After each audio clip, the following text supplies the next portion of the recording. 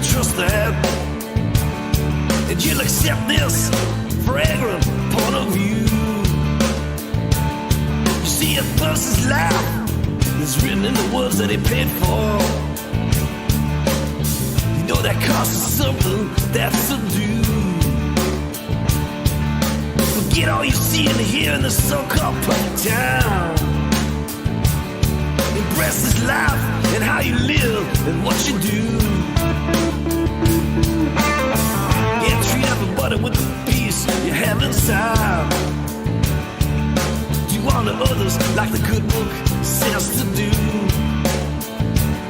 Now I had to find several reasons to trust this. So many times I've heard the same lines through and through. You see, you walk down the road many times so blindly. Only thing that matters is the path you choose. A simple man who'd got busted. A righteous man who'd have been accused. Looking down this road forever after. We all got something to lose.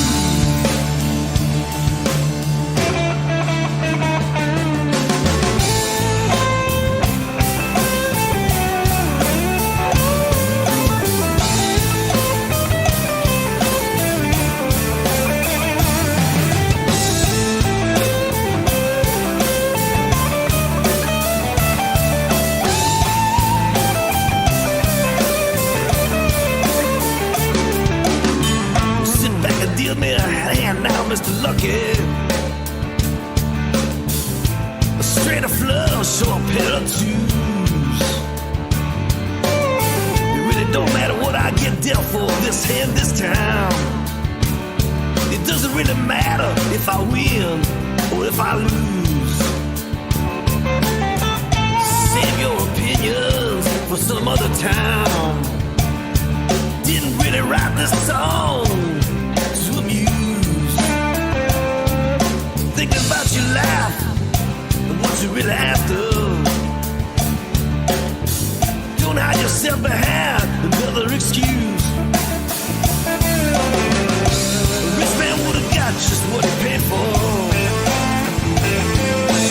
The poor would sing a song or two. Looking down this road forever after. We all got something to lose.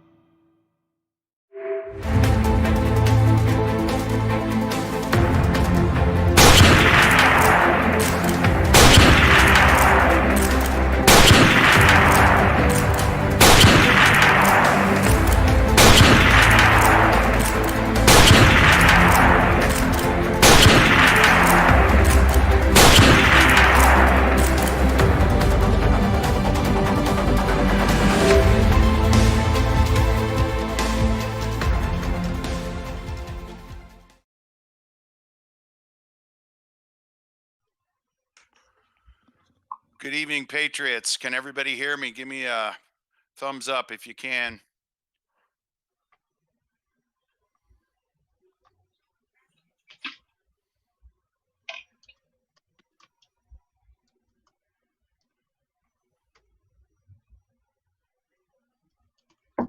Outstanding. Okay. Good evening, Patriots. It's a pleasure to be here tonight. I'm very excited about this show. As some of you know, the Kennedy assassination has been something that I have been involved with from the standpoint of researching since the day it happened. So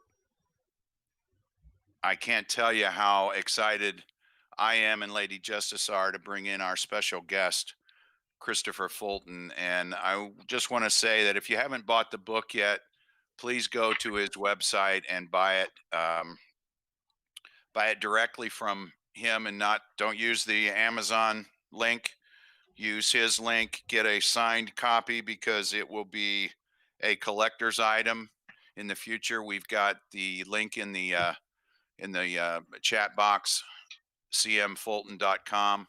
So if you haven't got the book, it's a must read.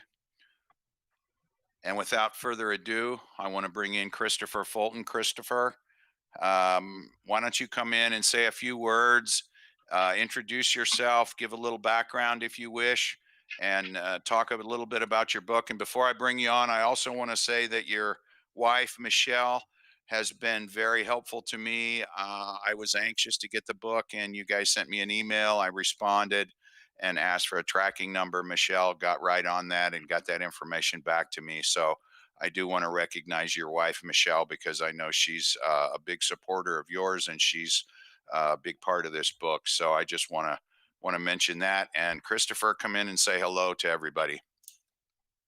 Well, hello, and I thank you, Paladin, for that mention about my wife. That'll make my evening a lot easier for me. And thank you both for Lady Justice and yourself for having me on. It's my pleasure. We are ecstatic to have you here tonight, Christopher. Everyone has been very much looking forward to this interview.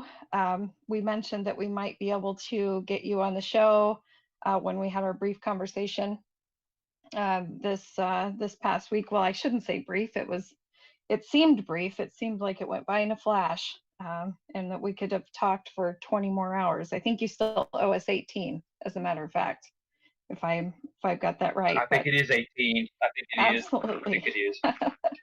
We are very excited to have you here. Did we lose Paladin? Oh, we did. We lost Paladin. Well, he'll be back in a moment. I would think he'll rejoin us. So I wanted to start out by, I'll just go ahead and take over here since we're waiting for Paladin to jump back in. But if you want to give, I know there are a lot of people in the audience that they've already read your book, they've got one on the way. But if you could give just a summary of what the book is about, how you, what spawned you to write the book, what the information covers, and what the heart of the book really says for you.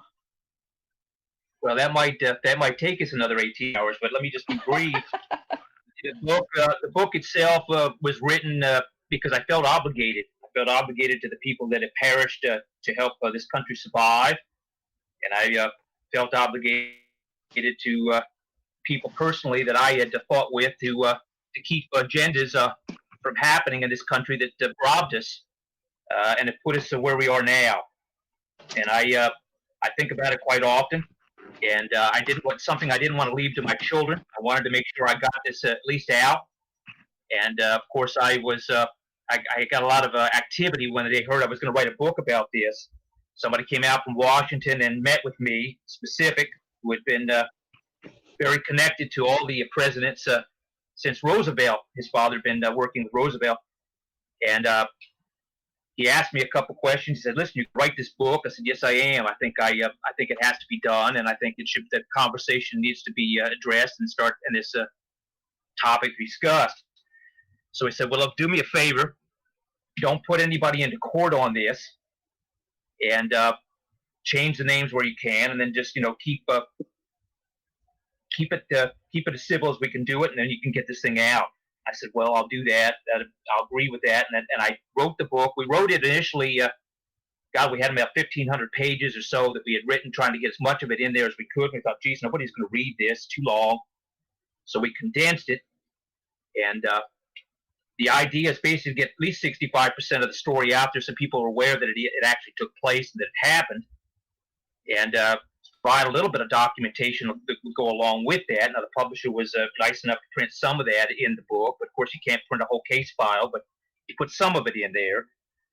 And just to get the conversation going, let the American people know that this took place, and that we have a serious problem, that we've gone from the no accountability on the Kennedy assassination, no truth on that. There's been a lot of people that have been interested, and that's fantastic, and that's good. But we haven't had a real accounting of that. The official story still stands, and it's a lie. We've had the Gulf of Tonkin that's come by. We've had the impeachment of Nixon. We've had Iraq, weapons of mass destruction. We've had Reagan be shot at. We've had the New World Order be discussed. We've had 9/11. Now we've got this AI reset with COVID-19 and an agenda that's happening to us now. And all of this is, believe me, is connected. The same people that brought you all of this from the beginning is bringing you this now. And the American people are going to have to make some very hard and dire decisions in the near future. And I want to help in any way I can. So I wrote the book to get it out there to begin with. If I wrote too much, I'd never get it out, but I'm glad it made it out. It is being suppressed as we speak. I have been contacted by the vice president at the time in New York, who's a CFR member, who said, listen, you can either sign this book over to us or we're going to suppress it. I said, well, you go ahead and do what you got to do. I've done my part. I didn't sit in a jail cell for years fighting the Justice Department and the CIA over this, to hand this book over to you so you can suppress it. So it's out there. You can read the little bit behind the scenes of what was going on with the materials that were transferred from Bobby Kennedy to Evelyn Lincoln, who was President Kennedy's secretary, and then made its way eventually to myself and my friend and other colleagues that we had to try to do what we could to get this information out to the American public. And that was my responsibility to do that under contract. I actually had a signed contract to breach this with the American people, and Mr. Trump, before he was president, was an ally in this. He did help. He used his media contacts and tried to get it started, but as it just started to take off, and I had met with John JFK Jr., of course, we had the Justice Department, the CIA, and everybody jump all over us because of the information that was leaking. It was national security concerns, and they put the national security ticket on myself, and of course I was arrested. They wanted to know the agenda and who was involved with President Reagan and everybody else. And as I was going through this process, of course, JFK Jr. Perished. And unfortunately, this whole story never got out to the American people. So that's why I wrote the book, was to get out and to have these discussions, because in a democratic and open society, we need these kind of discussions to take place. Secrecy is not has been overplayed, and it continues to be overplayed, and that's where we find ourselves right now. And anyway, I'm glad that we're here to discuss some of this. Well, thank you for all of that information. You really covered a lot of ground there, and I hope that everyone can really understand the urgency and the message, or what I feel anyway. I'm speaking for myself right now, but we just heard Christopher's words in regards to how important this information still is for all of us today, and the urgency on making sure that the American people have access to that information. And that was a quest that Christopher so bravely followed through on, and made sure that we had the information provided in this book. Now, when we talked this past week, we talked about how the fact that, had you included absolutely everything that you experienced and all the information, we would have been looking at a War and Peace novel. We would have been looking at 1,500 plus pages. So this book is written in a format where you felt that the average American would have time to read the book and be able to absorb the content that's in the book, and the importance of the content, in particular the assassination records and the information that came into your possession, what an important role it played. Would that be accurate in Well, summing up? that's exactly right. That's exactly right. You know, my bottom line is always to think, how is this going to benefit? How is this going to help? Will it get out? Will people read it? Will the information be able to be discussed and so forth? So we didn't go crazy on writing like I say War and Peace on this, because there's too many years involved. But we wanted to get the basic story out, and we wanted to write it in a way that the reader could kind of follow me behind the scenes, because you're never going to get the truth from the media. The media is never going to tell you, nor does the United States government have any interest in telling you the truth of the matter on this and other issues, because it's not part of their agenda. One of the things I learned when I was being prosecuted with the Justice Department was that there's no justice in the Justice Department. It has nothing to do with justice. It has nothing to do with what you think it does. It has to do with fulfilling agendas. And that's the bottom line. It's very disappointing in so many ways, but our government has really been bought and paid for, and we're beginning to feel the populace of the United States and the world is beginning to actually at their front door feeling the effect of that right now. And that's why it's so important that we discuss this and have an open forum about this, because really everything is on the line, and by the time it's 5 years or 10 years from now, it's going to be too late. Absolutely. I do want to commend you, Christopher, for the amount of suffering that you went through. And I'm sure if everyone gets this book and has a chance to read the trials and tribulations that Christopher went through along with his family, the amount of gratitude I have for you, and what you went through and what you suffered through in order to keep with what you felt was the right thing to do, and then to still, to this day, many years later, over 20 years later, that you are so dedicated to making sure that the American people have this information. And I would like for you to start out by telling us also about your family background and the ties to the Kennedys, so people can get an idea of your background, a little bit of how you grew up, and also your connection with Robert White.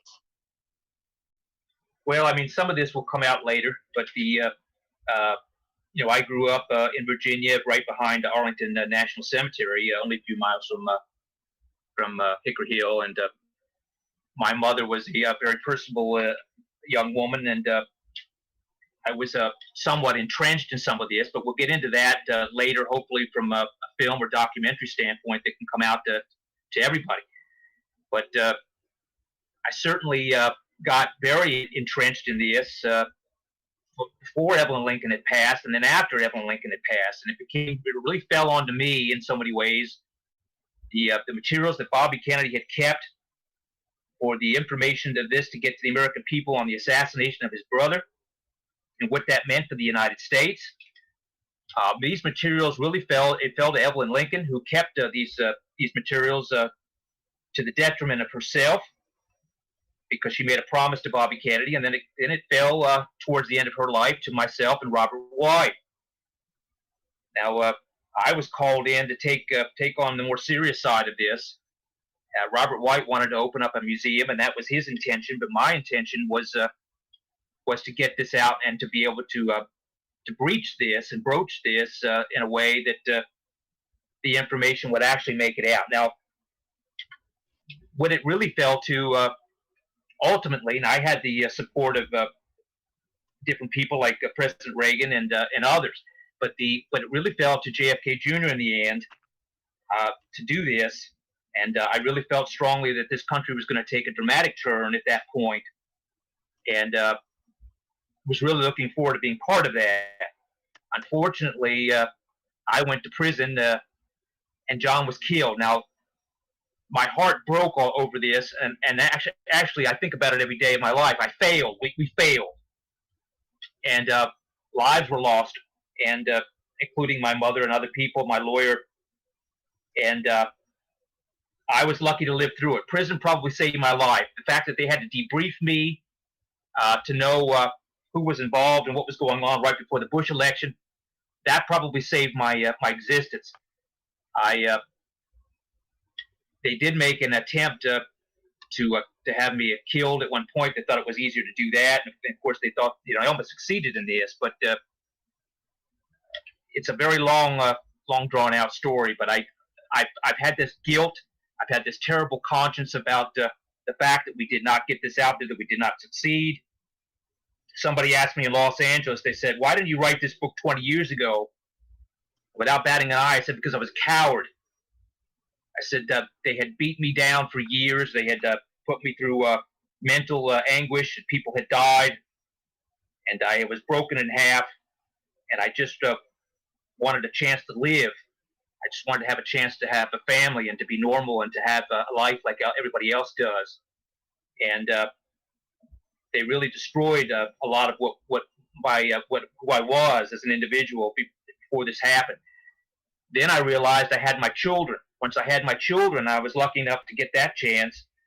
I thought, God, what am I leaving them?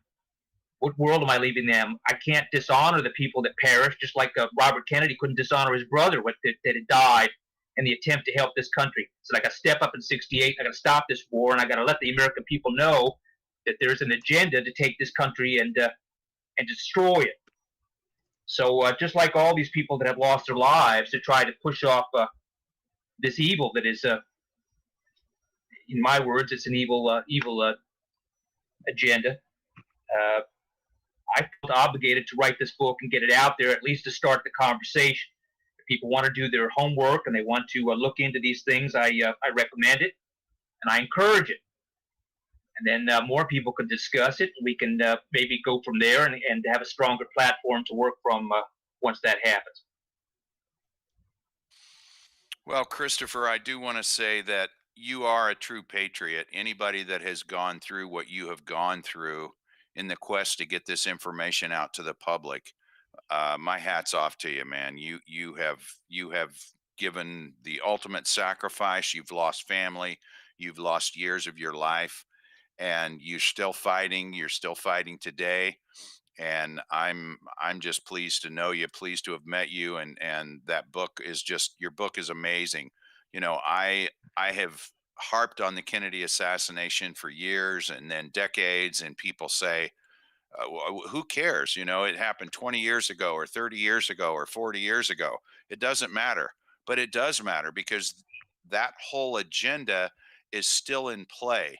That was the agenda that he tried to stop, and they knew he was going to stop it. And that's why they assassinated him. That's why they assassinated his brother. And 40 years after that, that's why they went after you. So I just want to thank you for your patriotism and your diligence in trying to get this out. Well, I appreciate you saying that. That the real heroes, of course, are not with us now. They gave everything. They gave all. But I survived. That's all I was trying to do, is survive, because I figured, well, if I can represent, I felt like I was representing the American people a little bit while I was going through this torture and loss, and that's what kept me going. I mean, there were moments where I thought I was going to end. I'd try to end my life if I could, but it gets that bad. But at the same time, you say, no, I've got to survive this to continue the possibility of maybe helping. And that spark keeps that fire alive in you and makes you angry enough to survive things you can't imagine having to go through. On the other side of that, of course, once you get out and you get to breathe freedom again that we all take for granted so much. And I had the children. God, now I realize more than ever I can't leave them a world. It's the same thing that John had said to me. I can't have my children growing up in a world the United States that they can't recognize any longer. I have to do something. I have to make this choice. I have to make this decision. I'm compelled. And believe me, I understand that more than anybody. And that's the place I find myself in today. So if there's anything I can do, any question that I can answer, I'll try to do that to the best of my ability. There are some things I still have to hold back for the protection of my family and the Kennedy family, and of course and trying to do the best I can. If there's going to be a documentary or film come out, that would be the most help, because you're getting into the bigger audience. So, like I say, I'll try to answer any questions I can now. Okay. Let's delve into the book. Before I ask my first question about the book, can you give us any kind of an update on the film or the documentary that you're working on? Is there any information that you can put out for us tonight? At this stage, they've asked me not to, so I have to follow that directive. I've been told to stay silent as I can until something could be done in a positive way, and so that's the way it probably would happen. If we talk about it too much, it probably won't. So I have to respect that request. Okay, understood. All right. One of the most fascinating parts of the book, and there are many, the whole thing is fascinating to me, but almost from the beginning, it caught me with the situation with Russia. The trip to Russia early on, you were a contractor in British Columbia in Vancouver, and you were working on construction. Can you go through that whole situation or that whole scenario where you were invited to Russia, how that came about, what you did while you were in Russia, and what took place there? I think that would be that's a good place we can start. Well, there's information about that in the book, and of course, there's a lot more to this story on the back end of this, and I'm hoping will come forward.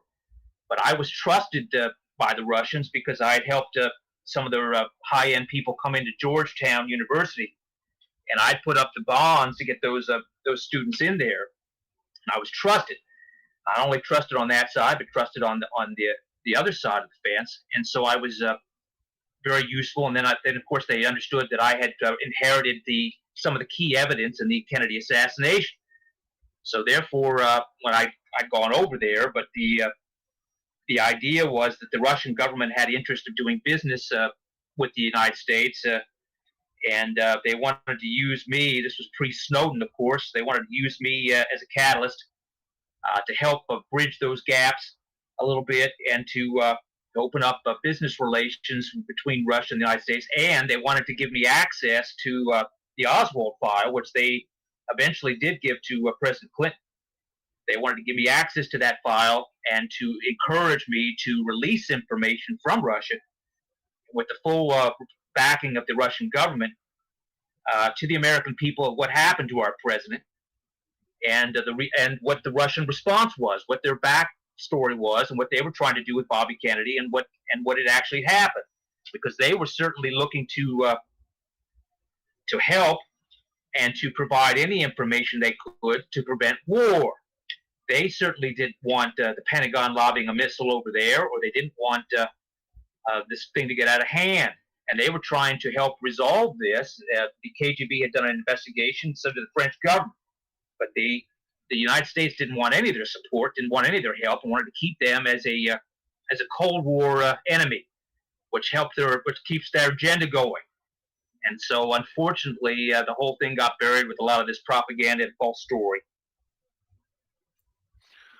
Okay, and who did you meet with when you were in Russia? There was one particular. My meeting took place in the Kremlin with General Alexander Levitt, who was going to be their front runner for the presidency of Russia. He was also the head of their intelligence over there, and took a meeting with him, and it was an interesting experience, to say the least. Can you elaborate on any of that for us, or did you want to save it for people to read in the book, because that was just fascinating to me? Some of it's in the book. I mean, yeah. It's Go ahead. No, your impressions of that. I mean, because it sounded like, based on what you wrote in the book, that was a complete surprise to you. Well, I mean, some of it was, and some of it wasn't. But that we'll get into more of that hopefully later. But the fact of the matter is that you're meeting with somebody that has a control over their military in Russia, and the control of the airports and their intelligence services, and you realize the power that person has. And we're having these discussions of the Russian side and my side, that they want to have access to discuss these things on a kind of a national security level in the Kremlin. Now that's a scary thing. I remember when I was over there, there was a siren that went off. I was in the Kremlin, and this tremendous air raid siren went off, and I thought, oh God, Jesus, the missiles are flying. I'm on the wrong side of the fence. And I called somebody over, and I said, "What's the deal with the siren?" And they said, "Well, that's there to scare the pigeons away. That's been there since a long time." And I said, "No worries. I'm sitting there having a great heart attack, thinking that if you were at the White House and you had that air raid siren go off, Jesus, you'd fall over." But the fact of the matter is, I'd never heard that before, and I certainly thought that I was on the wrong side of the fence when that took place.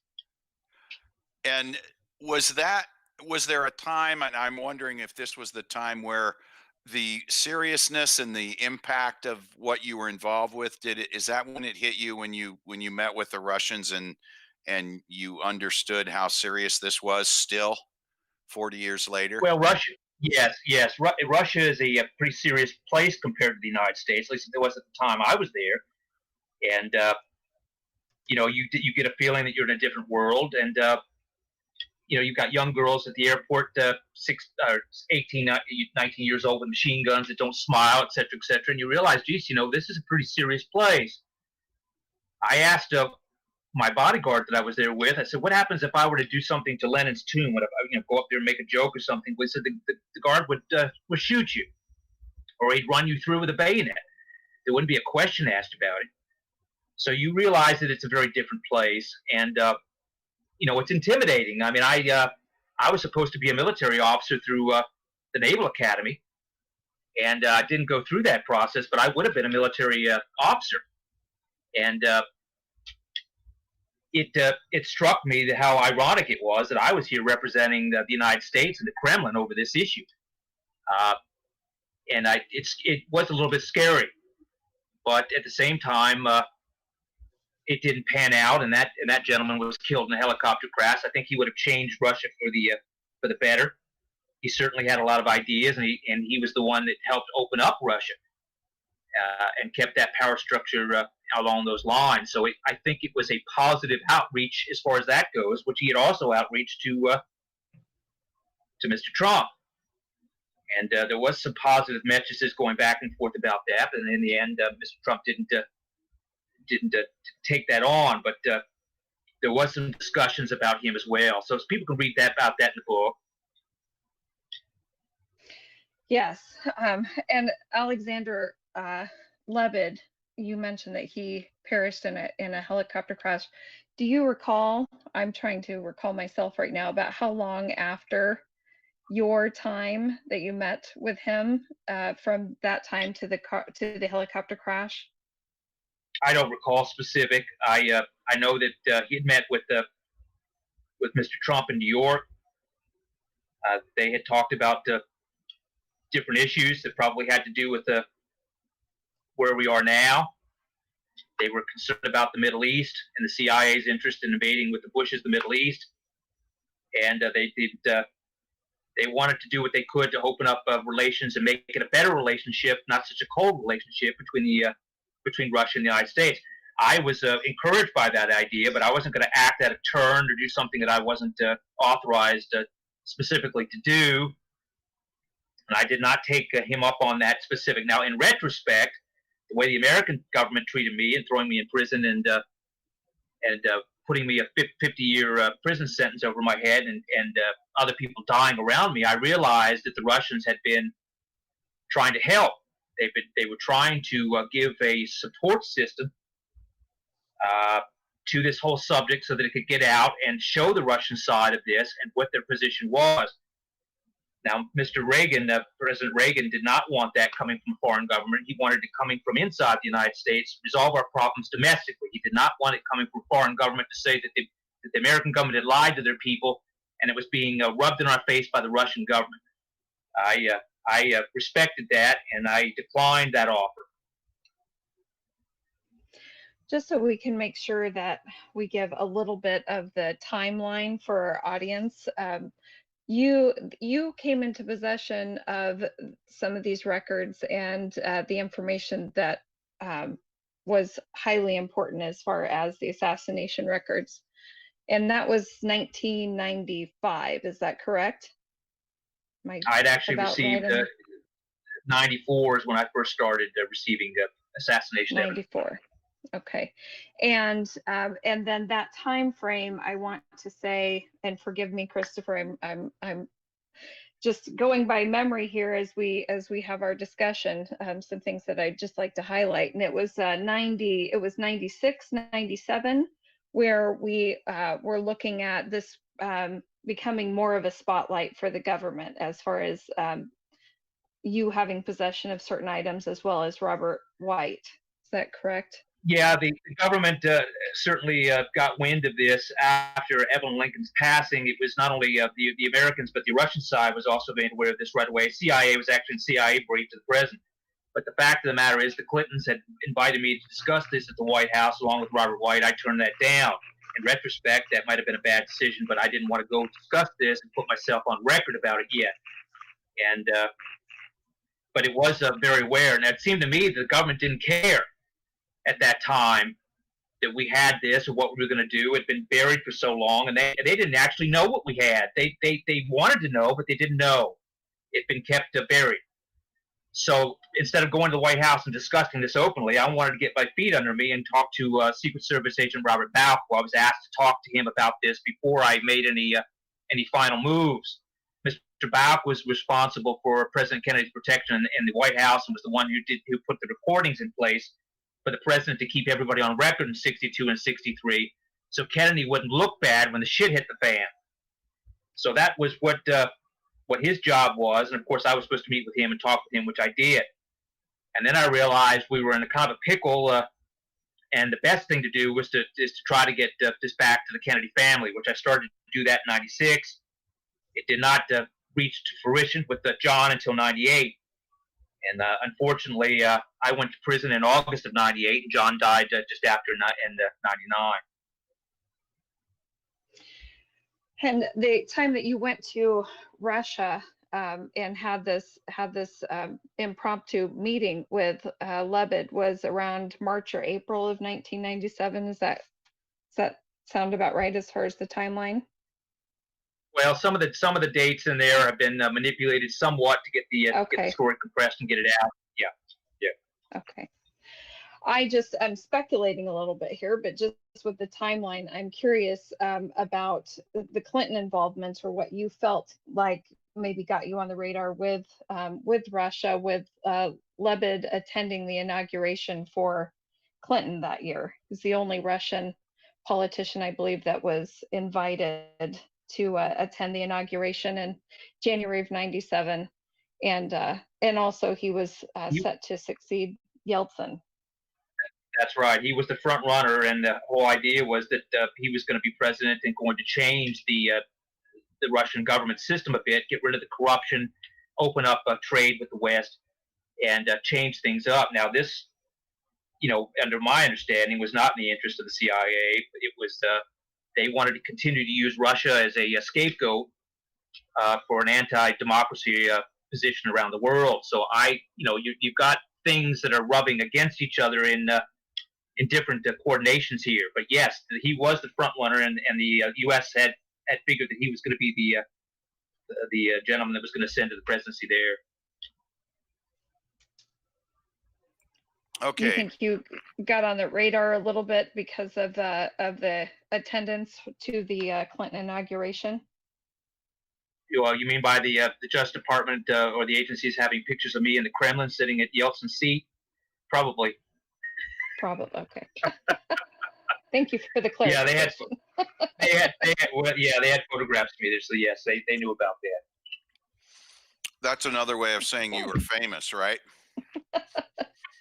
I was infamous, and I certainly made the 10 most wanted list for a while, which is another interesting thing to be on. Of course, they said they made a mistake about that to the Canadians. They said, well, that wasn't a mistake; that was done for purpose.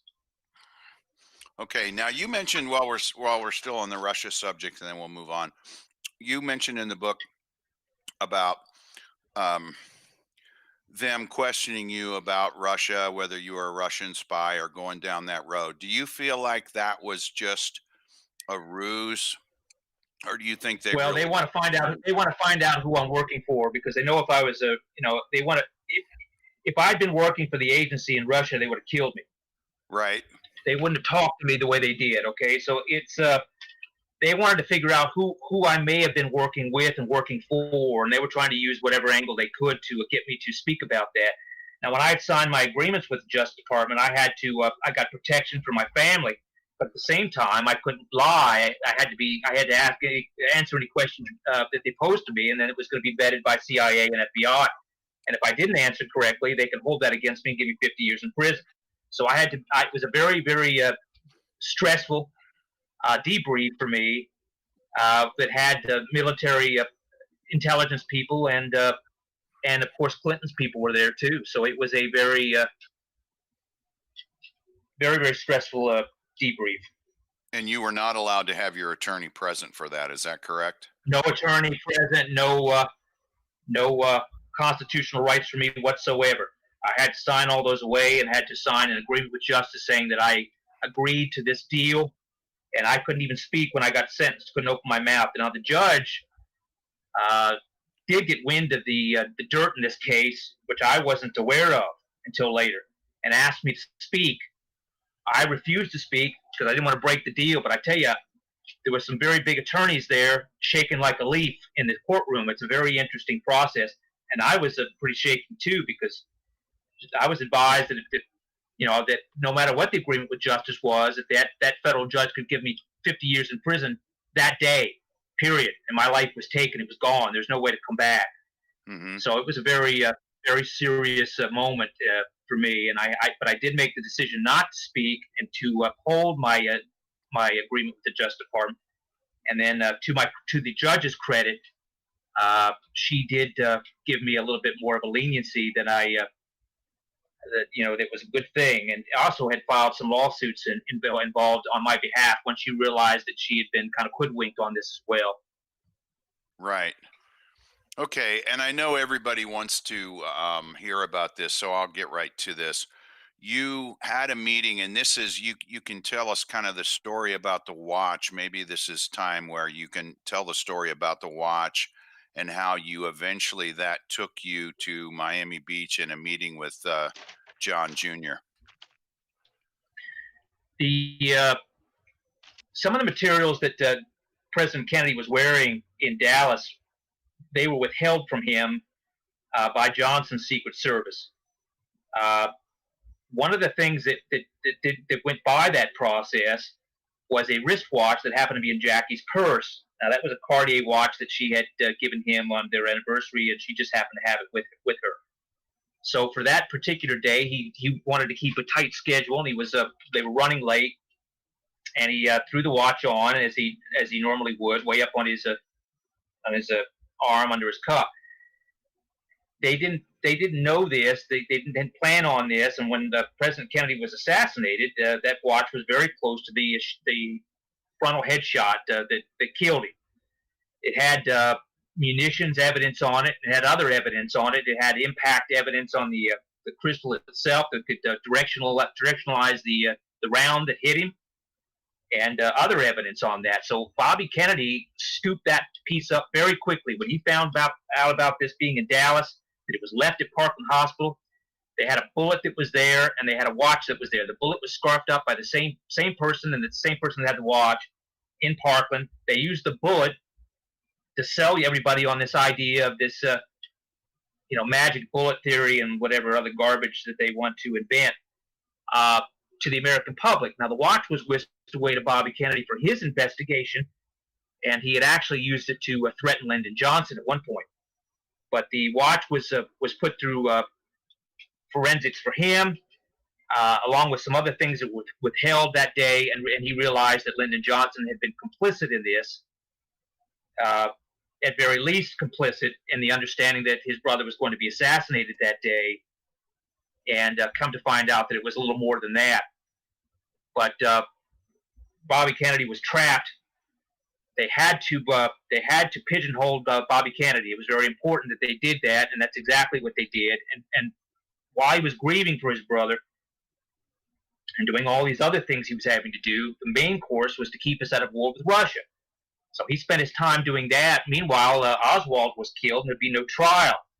So Lyndon Johnson had sucked up to Bobby Kennedy, offering the VP spot. He didn't take that. Then he finally gave him the senatorship out of New York with the CFR to keep him under wraps.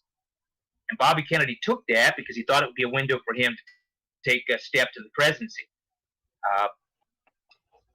But the watch itself was a very important piece of assassination evidence that was telling on multiple counts, and was going to be used to discuss this with the American public when the time was right, once Bobby Kennedy had ascended to the White House. Unfortunately, he did not get there, and he instructed Evan Lincoln to keep all these pieces of material that he had put together in case he didn't make it, for the protection of the rest of the Kennedy family.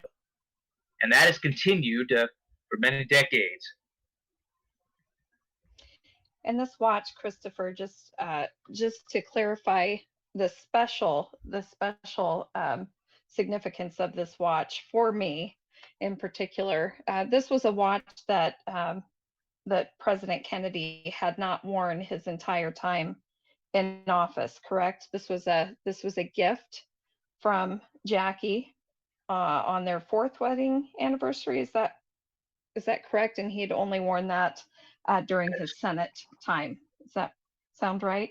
That's absolutely correct. That's absolutely correct. He'd stopped wearing it as he ascended the presidency and took it off, and had worn a watch that was given to him by Grant Stockdale, which was a square omega. People mistake that for a tank. It's a square omega watch, and he wore that consistently.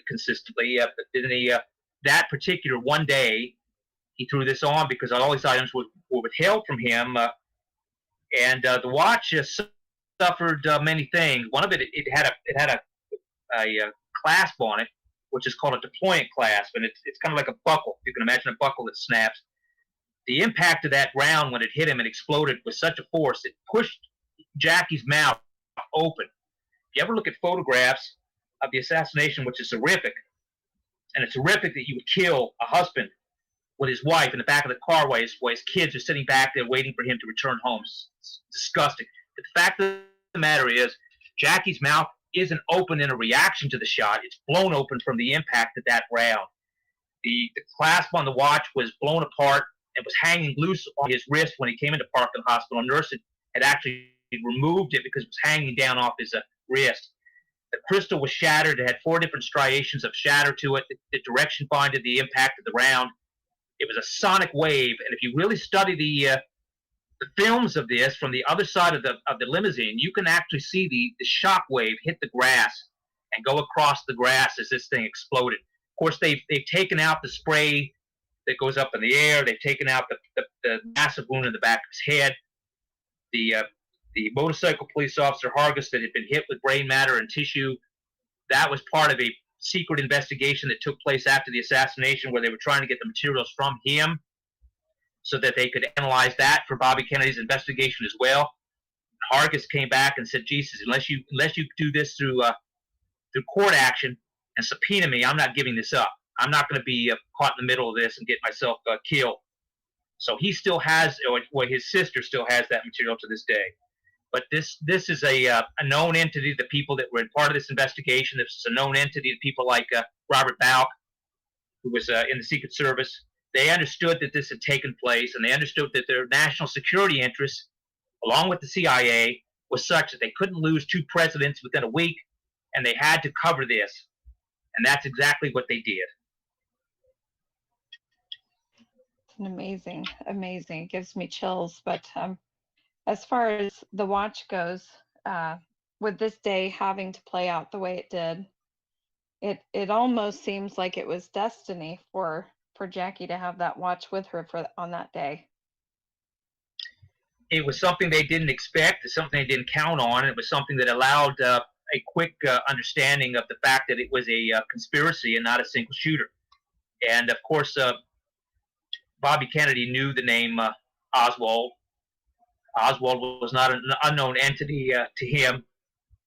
And Oswald has been totally brutalized in our history books. And it's not correct information. None of it's correct information. We've been lied to from the beginning on this, and they succeeded in changing the policies of the United States and diverting us into a different direction.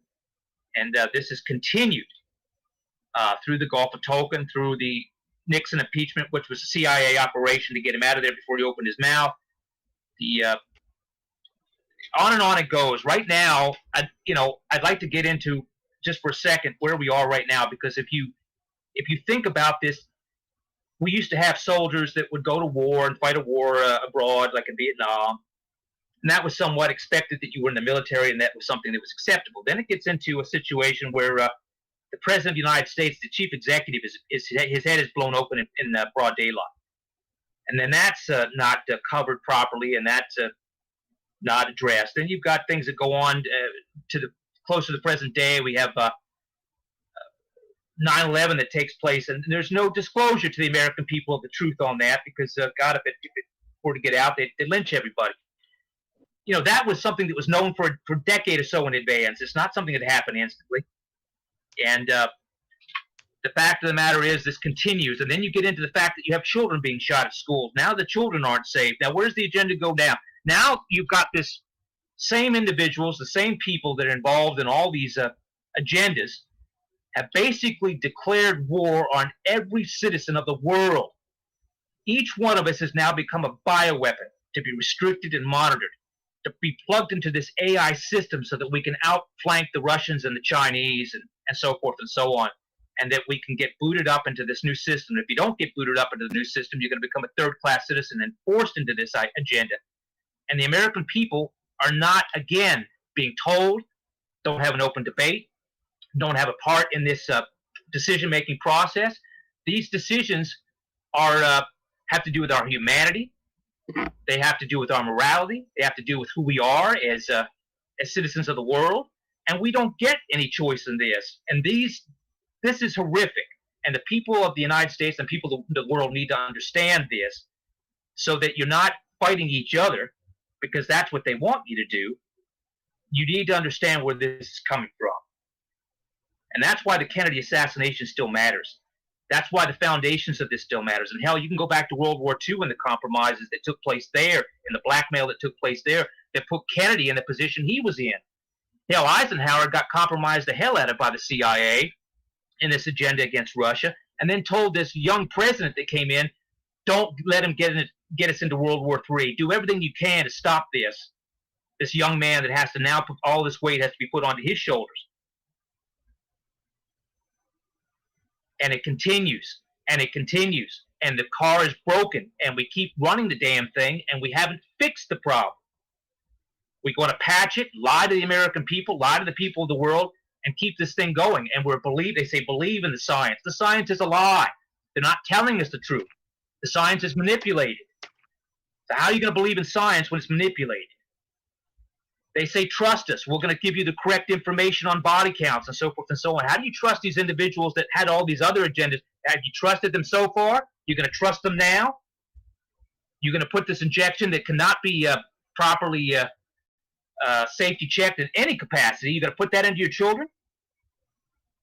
Are you going to be the holdout where you're going to become a second, third-class citizen and be forced into poverty and destruction so that because you want to do the right thing by your family? These are serious, serious issues that need to be discussed, and they need to be discussed by the populace of the United States and the populace of the world, not to be made by these technocrats that have not been elected or bureaucrats that have been paid off. I couldn't agree with you more on everything that you just brought up, and in particular, when you reference the science. And I'm not going to get on my soapbox here. We have goal to reach tonight within a certain period of time, but I am amazed on a daily basis how we've decided to throw years and years of science away to address this current situation we're in with protections that have been proven to not work. So now is absolutely the time for people to stand up and do their part in making sure that they retain their liberties and grasp their freedoms and cherish those every day, every minute of your lives, and understand why our history in this country is so important, so we don't continue to repeat the same mistakes over and over again. And I do feel that the keystone for where we are today and where we can possibly wind up is everything to do with with what we're talking about tonight. So I'm getting sure more that truth you're getting more truth out of Russia than you're getting from your own government. They're there to protect you. They're there to take care of the American people. That's what they're there for. You're getting more information, more direct information out of Russia that's being told that you're getting conspiracy theories. The Russian controlled television is telling you the truth.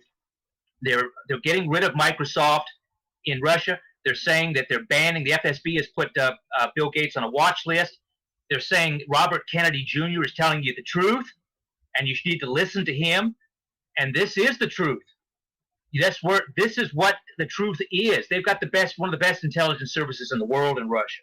Okay, and so you need to start paying attention, because what you're getting here is 100% propaganda. It is 100% controlled media. The only truth you're going to get in the United States is by a show like this or something else, where people are trying to bring their own personal stories forward at great peril sometimes to alert the American public. And that's a job, responsibility of every citizen, to take that responsibility and to do that and bring that upon themselves. But these media individuals are lying. These medical professionals are lying. I've been there. I've sat with these high-up Justice Department people and watched them lie right in front of me. It's shocking how blatant they are about it and how insane the whole process is. But when you sit there and you watch it personally and you go through that process, you can never go back. You can never erase that idea, especially when your life is on the line and you understand the significance of it. Now that's going to be everybody is going to be affected that way. You will all been these frogs in the boiling water long enough, and now people have to take responsibility for themselves, for the family, for their own family, for the country itself, for democracy, and for freedom around the world. These are issues that can no longer be put aside. you're getting a lot of support in the chat, Christopher. I know you can't see the chat right now, but your words are having a great impact on all of our viewers right now. So I can't tell you how much I appreciate you speaking out on our current issues. In my humble opinion, war has been declared on every one of us. And yet we have no slogan. We have no defense.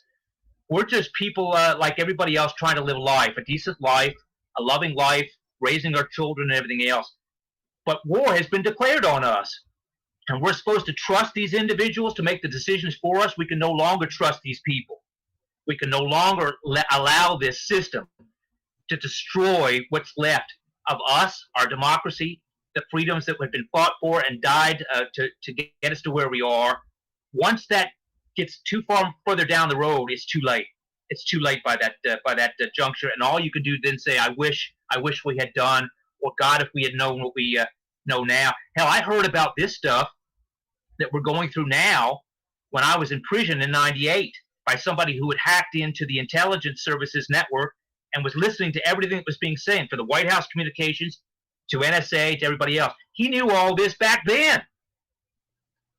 So don't act like this is a new agenda for people. It isn't. Believe me, you're just waking up to this idea. You're just experiencing it for the first time, and it's not going to get better. It's going to get tougher. It's going to get worse. And as we continue down this process, it's going to be hard to back up. The time to do something is now. We have a group of people that are called the Special Forces of the United States. These people are trained professionals, and they are by Constitution and by oath responsible for protecting us domestically. If they're given the order, they will act on the Constitution, and they will protect our interests from people that are traitors to this country. Give the order. Somebody give the order, because before it gets too late. I don't want to see millions of Americans kill each other. I don't blame other Americans for having ideas that are different from mine or experiences different from mine, because that's just the way we are. We all have different experiences. But the fact of the matter is that there are certain truths. You can't wait for everybody to catch up to those truths by the time it's too late. So I'm going to do my best right now to speak the truth from my perspective. And my perspective is we're in this now. We didn't start this. This is being perpetrated against us. We have to take action. It's not up to the President of the United States. He can't do it alone. He cannot, believe me. He can't. They can threaten him like they can threaten anybody else. They can have indictments on him and his family like they have on anybody else. It's up to the people of the United States and the world. And believe me, the rest of the world is looking to us right now. Reagan used to say to me, if the light goes out in this country, it goes out around the world. They're looking to us to stand up and be Americans, to do what we're proud of and what we celebrate every 4th of July, to stand up and protect the rest of the world. Because if we fall, they fall. I don't know about you, but I'm tired of going to bed every night worried to death about my children and their future and the future of everybody else's children. I don't want to leave them this mess. And I don't mind technology being I don't mind technology being put forward to benefit the humanity. There's nothing wrong with progress. Nothing wrong with that at all. But these technocrats have it the other way, that we're there to support technology, that technology is going to replace God, that the answers are going to come from technology. They're going to mandate what we do. You're going to have to ask an AI system, a computer system, whether you can go abroad, whether you can buy this goods, whether you can. I don't want to live in that world. This technology should be assisting us, not controlling us. They've been dreaming of this central control for years. For years, it is a wet dream of these people. They're psychopaths. They have nothing that they can bring to the table in life other than control, and that's what they're good at. And they're trying to get us there. And believe me, this plan is one of the best things I've ever seen. It is encompassing. It is multifaceted. Any way you turn, you lose. They've got AI systems working on this right now, thinking in real time in chess moves that humans haven't even thought of yet. I don't want to compete against this because it's almost an impossibility. But we have one thing on our side, and that's the numbers. We have the numbers all day. These very small few people who want to control us and continue to betray us and steal from us and lie to us, if we step up in unison, there is nothing they can do. But we continue to fight each other. We continue to feel that we are inferior, that we have going to have to follow whatever they say, whatever they mandate. They say, oh, geez, so the Constitution or the Supreme Court made this ruling, so therefore they made a ruling on somebody back in the flu in 1905 that had to do with a $5 fine, not the population of the world being shot with some with a non-tested thing that may shorten our lives or make us sterile, so they could bring the population down in the United States or project this into our children. These are not the issues they made in 1905, so I don't even want to hear that, Mr. Dershowitz. I don't want to hear it. You're a controlled individual. You're intelligent. You speak well, so do a lot of your representatives on this level. But that doesn't mean you're right. So I don't want you out there as a spokesperson listening to Mr. Dershowitz saying, well, if the government decides to mandate this, they're going to mandate it. And then we're all going to have to file into the oven and just hope for the best. I don't agree with that. I think that our problems are man-made and we can step up and change them. But we have to have an agreement between ourselves and we have to have an open discussion. Well, Christopher, I couldn't agree more with everything you said. I think while they create the paradigm, the left-right paradigm, conservative versus liberal, black versus white, Christian versus Catholic, all these various things that they create for us are just distractions so that we don't unite and push back on their agenda. And it's way past time that we do that. How much of this do you think JFK knew back in 1962 and 63? Tremendous amount. JFK was ONI, brought in by our first defense secretary, Mr. Forrestal. They killed Forrestal because he wasn't going along with this blackmail agenda out of World War II. JFK used to visit his grave. On his grave, I think it says something to the fact he died in the efforts for a better government. And when Kennedy was killed, they took him into Bethesda, the same damn place where they killed Forrestal. They put Bobby Kennedy and Jackie on the floor, I think right above it or right below it, to give them the idea to say, listen, we got you. We've checkmated you on this. They're good. They've been good people that have sacrificed and have said no to this and have lost their lives. And I can't disrespect the people that I've been with that have worked in this capacity any longer. That's why I wrote the book, and I wrote the book to get a discussion as we're having now. I think JFK understood this very, very well. And he said in his speeches that secrecy was going to be used to further this agenda, which it has. And when you make peace impossible, you make war inevitable.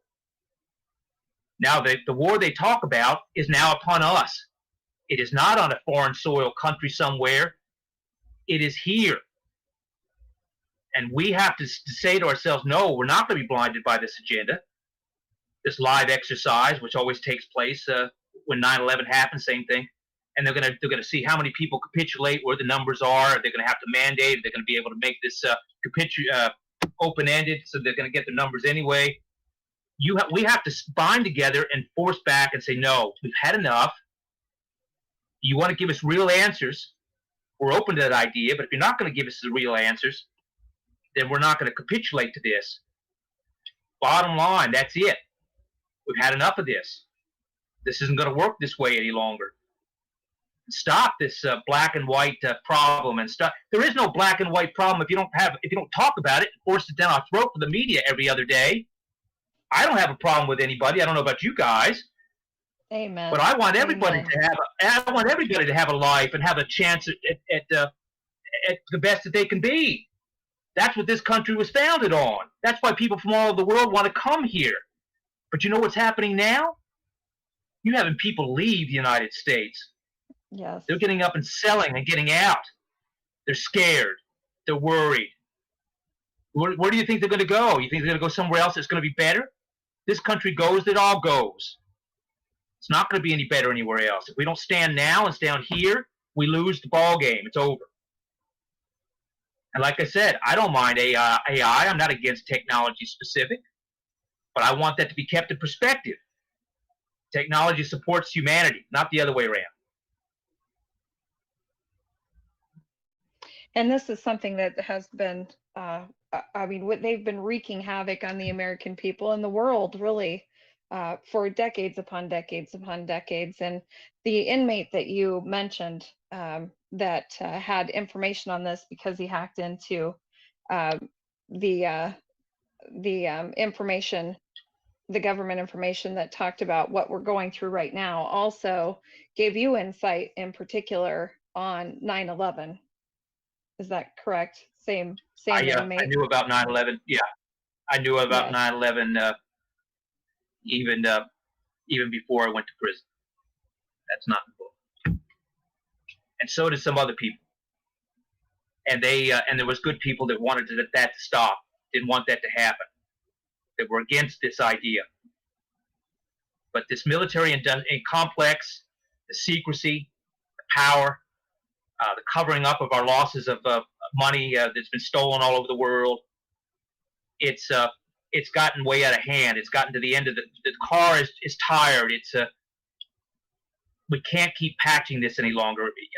We may have to reinvent the way it works. We may have to re-energize the Constitution for where we are now, but it certainly has to be done by the people of the United States and the people of the world, not by these technocrats or bureaucrats. These people have got their enslavement agenda already ready, and you better look around, because the people that you see in power, they want their families in power for life. There's not going to be any more elections. There's not going to be any more democracy. They want to have their families as royals all over the world that are going to enslave the rest of us. I'm not acceptable to that idea. I hope you guys aren't either. No, I'm not on board with that either. I'm not either. If we fight about this now and we say, listen, do we have a consensus about this? Do we want it comes down to a simple thing. Do you want your children to be slaves, to have a limited life, to have a limited capacity? Or do you want them to have the God-given abilities to rise to whatever level their abilities take them, and to be free and independent? If you could answer in the latter, then there's our union. We can resolve any of these other issues later on, but geez, that's the bottom line, isn't it? Because that's where we're headed. That's where we're going. Ultimately, that's where it takes us at the end of the day. Christopher, how do you think we break through to the people now? Because they're so far down the road, you know, they're so far down the road on all their media and their Twitter and their Facebook, and they're so concerned about all these different things and getting likes and getting followers from people that they don't even know and they will never meet. And this is, of course, by design. We have the GMO food, we've got the vaccinations, we've got all these things that are we have been attacked on several fronts. How do we get through to these people? It's been frustrating to me because I've known about this for almost my whole life, ever since JFK. I mean, I was in second grade. I followed that through. I never believed that one person could kill our president all by themselves. And over the years, that's been proven by all the information that's come out. That's confirmed by your book. And so, how do we break through to these people? Because you're talking to one person that's been trying to do that since November 22nd in 1963. Well, this was the idea that we discussed with the film people, and what we concluded was the idea that if you could take Americans on a journey, on my journey, for example, and let them experience that by film, as if they were experiencing it, as every American would be experiencing, go through that it would open up a dialogue, that it would open up a conversation, it would open up emotions. And that has the ability to change things when you have an open dialogue, and you're certainly not putting blame on people or you're loving them. You're telling them, listen, we care about you, we love you, we want to have an open discussion about this. I don't mind different opinions. I encourage different opinions. In any democracy, that's what you have. That's an encouraging aspect of it, and I welcome it. But what I don't welcome is to be lied to and manipulated like we have been through our press, and that's why the First Amendment is so damned important. But we have been totally blindsided and lied to by these corporations and individuals. And if you could take the populace on this journey and say, listen, this took place, do your homework, understand that there were people that loved you, that sacrificed their life for you, even recently, that this has been happening, that maybe we can all stand together. Maybe we can make a change now and stop being scared, stop being feeling like we have no power, no control. That's an illusion. That's a lie that's been perpetrated by the people that have very small numbers. These 1% people that decide that they can control us by our software. Jesus, Bill Gates was given that information from military intelligence. All that, the internet that you see was a military application. Bill Gates didn't come out of nowhere. These people didn't rise to the great American dream that you think they did. This is a planned agenda. This has been ongoing. Now they turn the switch and say jump or fall off the cliff, and everybody's lined up to fall off the cliff. I don't blame them for that. They've been brainwashed into this. I feel bad for them. I want to help. I want to unionize us in this idea that we have been lied to and manipulated, and to find a common ground. And that common ground is what I said before. Do you want your children to be an enslaved populace, to be non-thinking, to rely on AI to tell them what to do? Or do you want AI to be part of a life that would encourage a foundation for them to rise to the level of what they're capable of as human beings? It's a vastly different future that we're talking about now. We're at a very important crossroad. And the choice that we make will determine the future of humanity for the rest of the time. You know, when they went to the UN and then they initiated that, the idea was to stop war, and that was a good idea. Let's stop this war and get rid of these weapons. We don't need all of this. Let's de-weaponize and get some intelligence on this and some so that we can live in peace. This was Kennedy's idea. But now they've weaponized the UN to say, fine, forget the war. We'll do it without firing a shot. We'll take over and control everybody by manipulation, and by lies and deceit, and decades of propaganda. When we watch films out of Hollywood, we watch television, we watch that. They are implanting ideas over and over into our head, and it's not subliminal, like it's not a joke. We're living in a very fake and false world, and we need to get back to some foundations of reality, or we're going to pay a very high price for this. But I think what the question that you answered is the key question. Is how do you get the rest of America and the world to unite on this idea so that we don't have to go down this path?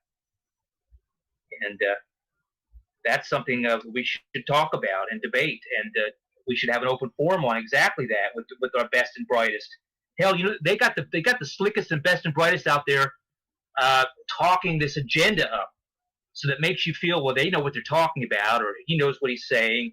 And then they put fringe lunatics on the other side of the fence that makes it look like you're out of your mind. You're rewarded for the behavior they want. You're punished for the behavior that you feel like you're taking a side for yourself, or for your family, for your country. I'm tired of that. It's a lie. It's not true. And so the debate needs to start, and needs to start now. We've got some serious problems. The ship is sinking. We need to figure out how we're going to support that ship and how we're going to get to where we want to go. Let that foundation begin. Let that conversation begin. Let's get organized about that idea. Let's start talking about that proposal. Let's know where the enemy lies, where the foundations are crumbling truly. God, I don't have to know the policy of the Governor Newsom out of Los Angeles. I can see the repercussions of his decisions. I know his decisions are not good and have an agenda because of what's happening in California. You can see it all around you, or anywhere else that you want to point to. It's time to cut to the chase on this. People want to live a life. They want to live a decent life, and if we all stand together, we could do that. I agree, and I think one of the ways that that really this is not targeted towards our viewers per se, but our viewers all have friends, all have family. We all have people in our lives who are blind, not only to what is happening current day, but what led us here. We have so many people in our lives, or people that we touch, throughout our day, that don't understand the amount of lies and corruption and deception that we've suffered through at the hands of our own government. Let me address that. It's very important. There's a reason Diana, Princess of Wales, is dead. There's a reason that JFK Jr. is dead. There's a reason these individuals aren't here, because if they got up onto a podium and spoke to the people of the world, whether it be the Great Britain or the United States, there's no debate. As soon as they opened their mouth, people understood it to be the truth, and then the system would change, and everything else would follow. That's why they're not here.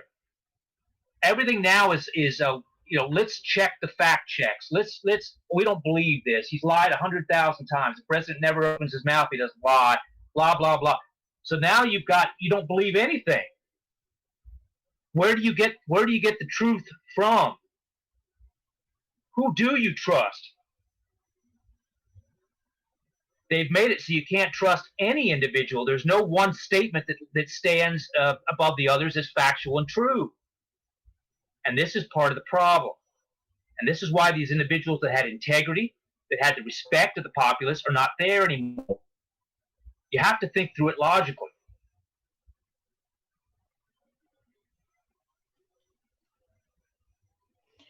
I agree with that. And what I wanted to, if you don't mind, Christopher, I'd like to just read a short excerpt of your book in regards to just a small portion of of what we're trying to talk about right now and the message that we're trying to send. Would that be all right with you if I just read a little bit from the book? And That's I fine. have a follow-up question for that. Okay.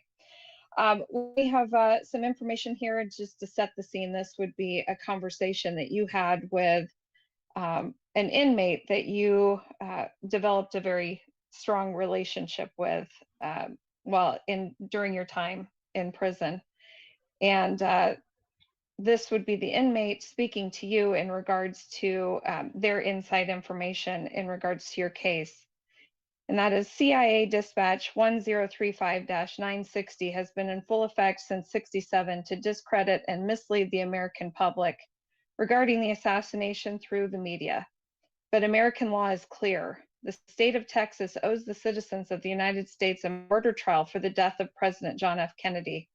It would have been easy for John Jr. to file a case with the evidence withheld by Bobby Kennedy that you sold him and the Secret Service documents you gave him. A grand jury would have convened immediately. It would have been the beginning of the undoing of our current government. And I'd like to just touch on that with the information that you were bringing forward to the American public through your book, and the vital information, the vital idea behind the information, and what it screams to us as the American public is that we have been lied to through the administration since Kennedy was in office. We've been lied to with the Warren Commission that was set up to as an illusion, really, to quote investigate the Kennedy assassination records, for the Assassination Review Board that was put in place, and for Johnson in particular that took office after Kennedy, and every administration since. This same individual, who was an attorney, I might add, who was an attorney who was framed with trumped up charges just as you were, which is why he found himself in prison. He indicated that if this could be validated by the American public, that we would essentially have a case to reverse every administration, every executive order, everything that came into law for all the administrations following Kennedy. I'd like to hear your thoughts on that, some insight on that. Let me say two things about that. The gentleman you're quoting is an American hero, in my opinion, and is also connected internationally. He's a Secret Service agent. And I did put that in the book because basically his job, unofficially, was to guard JFK Jr. in New York. His operations were his primary operation was to guard VIPs at a JFK airport. But he failed just as I failed. And it was strange that they put us both in that little place in Loretto, which is designated there for different individuals out of Washington, and they can have families come up, that kind of thing, and they keep an eye on them very closely. But he felt just a sense of loss as I did when he found out that John had died and we'd both been in prison. That was on purpose. Let me say this. George Bush could not get elected to a superintendent of schools. Reagan was used to bring him in as VP to get him into the White House. Reagan was supposed to die. The bullet did not explode in Reagan. He almost died. He came close. If they had not gone immediately to the hospital with the Secret Service, he would have been dead. Bush had taken over that position in the White House for Reagan while he was recovering and never gave it back. Once Bush was in the White House, we have had a CIA agenda in the executive branch until Trump has come in. Let me repeat that.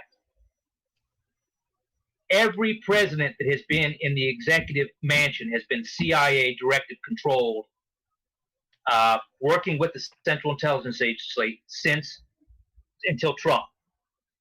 That's how far we've gone down this path. That's how far we've been deceived. That's how far we've been misled. We have decades of damage on our record all over the world. Not only hurting the United States, but hurting other countries in the world, fighting other people's wars, being drained of our finances and our resources, making other individuals ultra wealthy, ultra powerful, non-prosecutable in any federal court or any court of law. When I was arrested and I had to deal with the Justice Department, there was orders that came from the White House that directed the Justice Department that no prosecutions were foreseeable in the Kennedy murder, so they were not to follow up on any evidence that was presented or classified. The whole ARRB that came into effect, that whole purpose of what George Bush had put into effect and Clinton had put into actual use, was there to gather information by subpoena power around the world and classify the information that came in that was going to turn the tide on the American people knowing what happened to the president. Our information was confiscated by the FBI and classified, and the American people will no longer have access to see that. I've looked at documents in my hand that was the second autopsy, the one they said that was burned, the second one. I've seen the original notes that were Bobby Kennedy's on that autopsy and what had actually happened to the president. That was Bobby Kennedy's copy. It would now have been classified away. I've actually seen the document that the CIA took that was filed 4 days after the assassination that declared Lyndon Johnson complicit and asked for a provisional government of the United States immediately, filed 4 days after the assassination. It was filed with the Attorney General. The Attorney General was brought into the White House. Lyndon Johnson talked to him in the very pool where Kennedy used to swim. They all came to the conclusion that there was no conspiracy. The CIA had to pull that document, and the American people never got a chance to see it. Do you know who I believe the American people are owed an explanation. I believe the American people are owed an apology. I believe the American people deserve much better than they've been getting for the last decade after decade of lies and deceit. And I think the American people need to wake up to this idea. If you don't believe me, look around at where we are as a country. Look at the division. We're on the loom of civil war in the United States. We've got a lot of scared, very concerned individuals. People lost their jobs. Those jobs are not coming back. They don't want the jobs coming back. They want to replace it with AI technology. They don't want you there. They don't want you driving trucks across the country. As soon as they can get you out of there, they got trucks that will drive themselves. What do they need you for? They've already got the stores lined up that will distribute across the United States. Those big box stores, the rest of everybody else that's independent, they're going to be squashed, destroyed. The American spirit itself will be squashed and destroyed.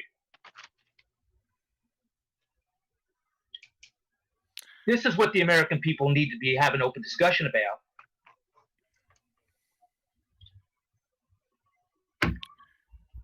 Do you think we have any hope in Trump? Can Trump help? The presidency has been limited and continues to be limited. When Trump goes to a meeting, most of the time that they look to the CIA for where the country's headed and where the directives are going to come from. They know that the president comes and goes. 4 years, he's out, maybe 8 years. But eventually the CIA agendas are going to be fulfilled. Now, they have been continued to be fulfilled, whether that be Obama or Clinton or the Bushes. Hell, the CIA never would tell the president any damn thing because they was always afraid that plausible deniability, or they want it, or that's what they say, but really they don't want to be told no. So they don't tell him any damn thing. Once they got the people in the executive office that are CIA personnel, trained by the CIA, hell, they had a free carte blanche all over the world. They could do any damn thing they wanted. And that's what they did. And we've been paying the damn bill. I don't know about you. They haven't been acting in my name. No. And I would think that the majority of the American people would agree with that. President Kennedy hated the Central Intelligence Agency. They lied to him. They made him look like a fool. He wanted the agents that were bad, that came out of the OSS, that were all over the world, that would not disband. He wanted them out. He wanted them gone. He wanted to crush the CIA. And Bobby Kennedy felt the same way. He hated the CIA. The CIA hated him. Hated each other with a passion because there's a different sense of morality, a different sense of where the direction was going to be. Bobby Kennedy cared about people. President Kennedy cared about people. He even said, if you want a president that's going to be a head of a fraternal organization, you got the wrong president. I care about the Constitution. I care about the people of the United States. I care about the world. If you don't want a president acting in that capacity, you've got the wrong guy. You know, when Bay of Pigs took place, and then CIA lied to President Kennedy, bold-faced lied to him, made him look bad, and those people died on those beaches. He cried in the White House. He cried. He called his father up, and he said, "Dad, what do I do?" He said, "Buck up." He was gonna resign. He felt so responsible for those men that had died on that beach, betrayed. That's a president, somebody who cares, somebody who's there for your best interests. Why don't you speak? These bureaucrats got to go. They have to go. These agendas have got to go. These foreign countries that have been slushing these money to these guys have got to go. Our system has to be revamped. It's got to change. And they know it. They know it's at the very end of the cycle. They're holding on by a thread. They know this. They've got to get the American people and the world under this AI control to keep the power. Don't let it happen. Don't let it happen. You think these people deserve this? This is our best and brightest? Don't let these people stay in a position of power over your family and the rest of the world. That's insane. We are owed better than that. We are better than that. They're all paid off, compromised, and blackmailed, Christopher. That's the problem. You're damn right. You're damn right they are. And Epstein was part of that process. Hell, you know, I've seen guys like that come into prison before, and you know, they work for agencies and everything else, and they do their job, and they get paid a lot of money and perks, and then they compromise the hell out of everybody. Yep. And you have weaknesses. That's what they go for. Those weaknesses is what they go for. And now they're going after us, our weaknesses. They're turning the table on what they are. They're saying we're racist. They're racist. They're saying we're bad people and Americans are bad people. They're bad people. We didn't act. We're acting on their orders and their directives. We didn't order women and children to be murdered in Vietnam. Or Iraq. That was Lyndon Johnson. That was Lyndon Johnson. That was President Bush, who laughs about that as our men and women are being slaughtered. It's not a joke. And if he's listening to this, I hope he hears this broadcast. Can you speak a little bit about what Bobby did to prevent World War III?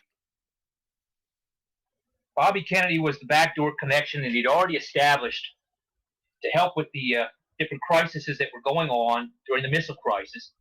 He'd already established a channel to the Kremlin. So did President Kennedy, direct channel.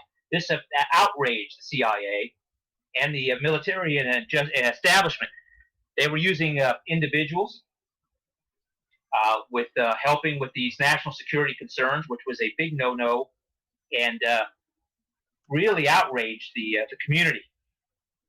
God, when Kennedy made his peace speech at the university, God, it just sent chills through the intelligence community when he talked about de-escalating with Russia, with the UN, and he said we're going to bring all these weapons out of and destroy them, get rid of them. God, it just sent shockwaves throughout the whole system. And people like Curtis LeMay and other people, these warmongers that wanted to lob missiles off not only at Moscow but to China and destroy all of that instantaneously, they were just they were beside themselves. Beside themselves. I mean, President Kennedy had stopped a total war from happening before the end of his presidency. To his effect, we wouldn't be here if it wasn't for him. And they have to say Bobby Kennedy was a co-president on this. It wasn't just him. And I want the American people to know that if we launch missiles to China, to Russia. Russia launched missiles back to us, took 100 million of our people or more. Great Britain wins. This idea, this original idea, had come out of Great Britain to launch missiles against Moscow at first strike. People need to know this. People need to understand this. Kennedy stopped it, to his great detriment, believe me. He was going to fix the monetary system and get us off this bleeding with the Federal Reserve, to his great detriment. He was helping the American people, and believe me, he made the conscious decision that if it takes my life, then I will sacrifice that because it's worth what I'm doing. And Jackie knew it too. They were all willing to die for the people of the United States and the world, for the better world. They were willing to do it. And so did Bobby. He made the same choice. How many people can you say that about now in our government? Who would you say would do that? Not many. None. None. That's the right answer. We need the best and the brightest representing us around the world. We have the strongest military, the strongest intelligence, the strongest advancements in science and so forth. We need the best and the brightest pulling the strings. We can no longer be manipulated as a lackey of these foreign countries. We can't do this any longer. And the American people are going to be ones that are going to suffer. People around the world, innocent, good people, are going to suffer for generations. For generations. You mentioned We earlier. are at that crossroad. Go ahead. I'm sorry. You mentioned earlier people who are willing to, and speaking of people who are willing to sacrifice their lives, and along with that, I mean, there has been quite a bit of an effort over the years since Kennedy was assassinated to discredit the family, the Kennedy family. I think that there has been a lot of effort to portray the Kennedy brothers like they were skirt chasing, waste of time, had more money than they knew what to do with, and they They could skirt chase on their own. They don't have to be running the government to do that. They could do that plenty on their own. They didn't have to be involved in the world events and putting themselves in line. They could have done that on their own. They didn't need to do that. Absolutely. I see that there is a concerted effort to distort the real history behind the Kennedy legacy and the Kennedy administration in particular. And along with that, there were heroes behind the scenes that we have also had, misinformation given to us in the world. 100%. And I'd like to 100%. talk about. Yes. I'd like to talk about Oswald in particular. In that, if you could explain. Well, you can talk about Oswald. You can talk relationship. about Julian Assange. Julian Assange, if you want to talk about. So I know what he's going through right now. Absolutely. He's probably Let's not talk even about mentally both. well right now because they psychologically destroy you when you get in there. They want to Right. damage the hell out of you. Okay, so I know what he's going through because I've been through it. I've been through extradition. I've been through the harsh treatments that they put you through, and believe me, it took me a lot of years to get back to some kind of resemblance of a human being. It's not an easy thing. Jesus, if you've got men under you and you're commanding a military operation or anything else, you're a president of the United States or whatever else. God, I'd rather lose my life on a mistake than lose them. I mean, you're the one responsible. You're the responsible party. You don't throw people to the wolves and go to a party. What's wrong with people? What the hell kind of morality do we show? What kind of example are we showing not only to our own citizens but around the world? Oswald was a gung-ho Marine. Gung-ho Marine. My lawyer was a gung-ho Marine. I like Marines. They're the kind of people that I'm talking about. But Oswald was a person that wanted to make a difference in the world. He felt strongly about that.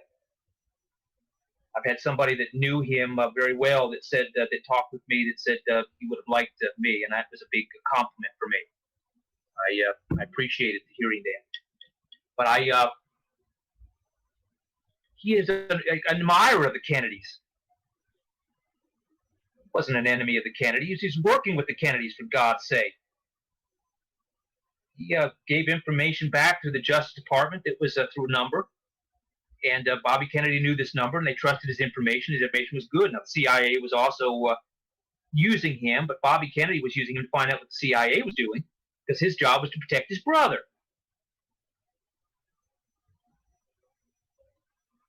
So this young man was utilized as a cornerstone in this to help push Bobby Kennedy into a corner. And that's exactly what it did. The way that it happened was not an accident. They had scouted that location since '62. The buildings that were there were CIA controlled. Abraham Zapruder was CIA controlled.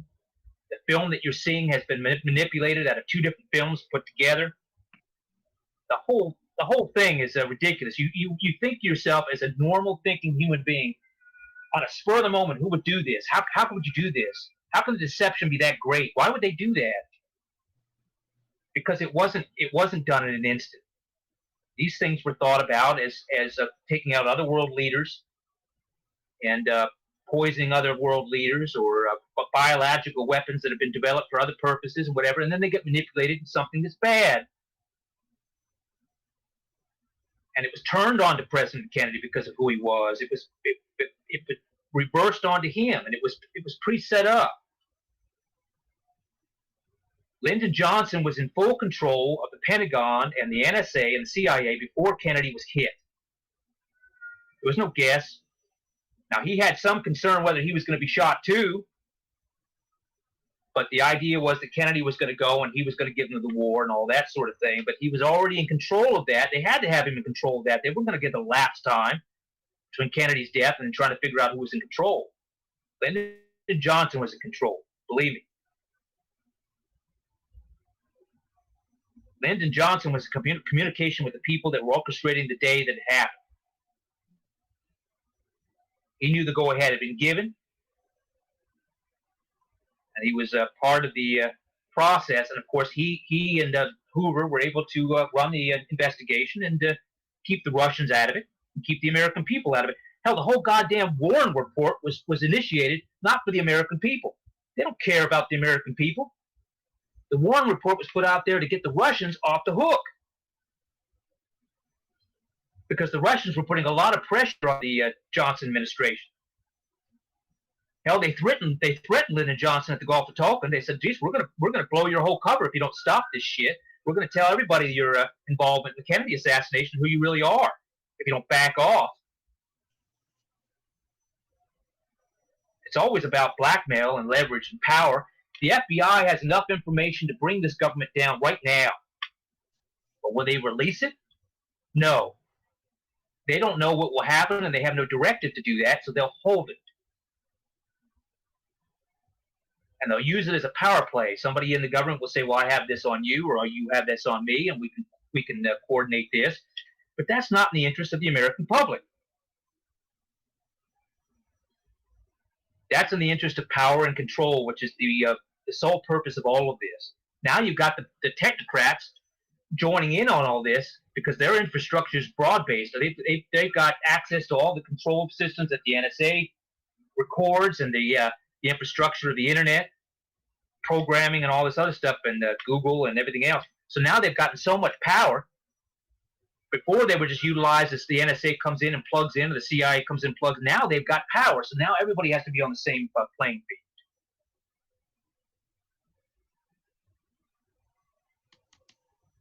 And this is inherently dangerous, because we don't have a separation of powers any longer. We don't have a democracy. We have an illusion. And the American people are being spoon-fed lies after lies, and we have no open debate on the real issues for the American public. And so we're going to go blindly off the cliff because these people say so. That's insane.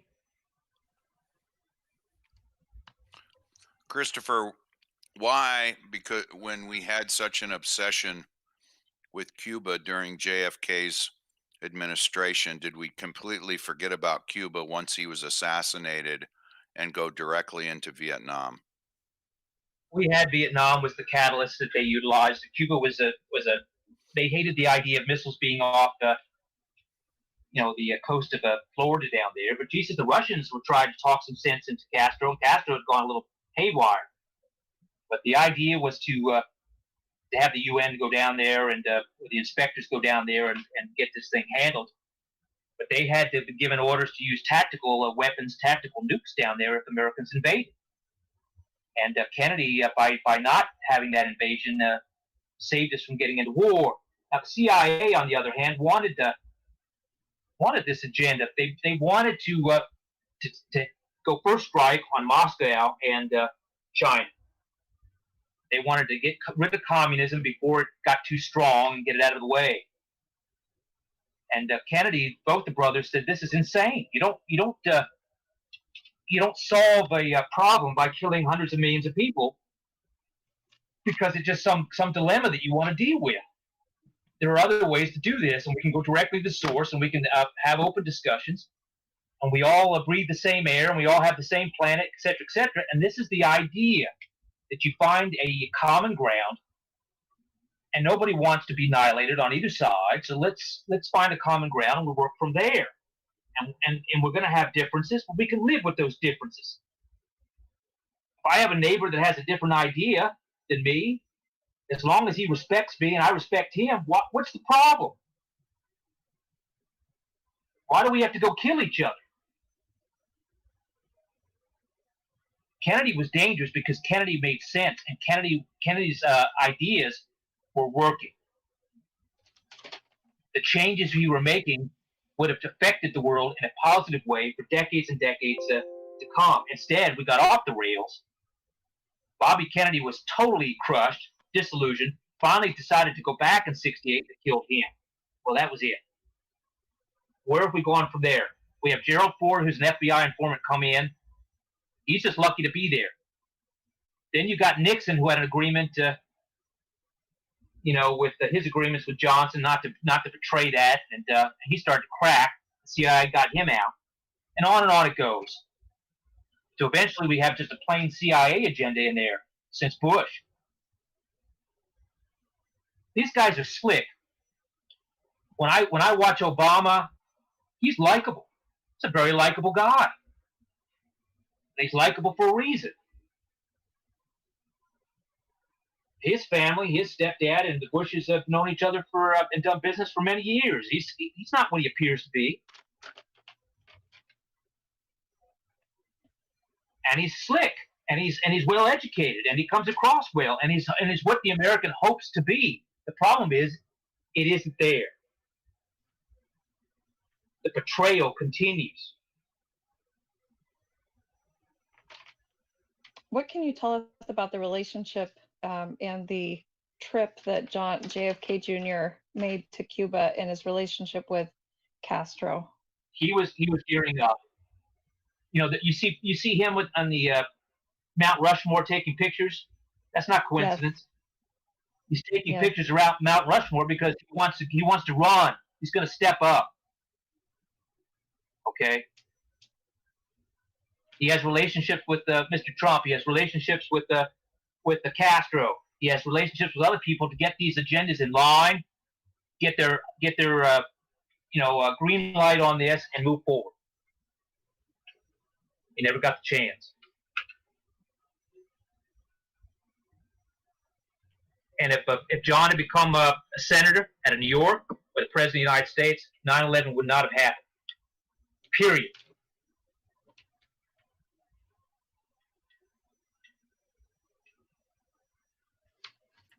It's a heavy statement to just take a moment of silence on, I think.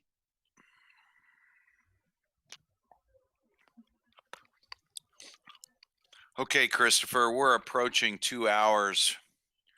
You have really knocked it out of the park tonight as far as giving us an overview of where we are and what we need to do. Do you have any?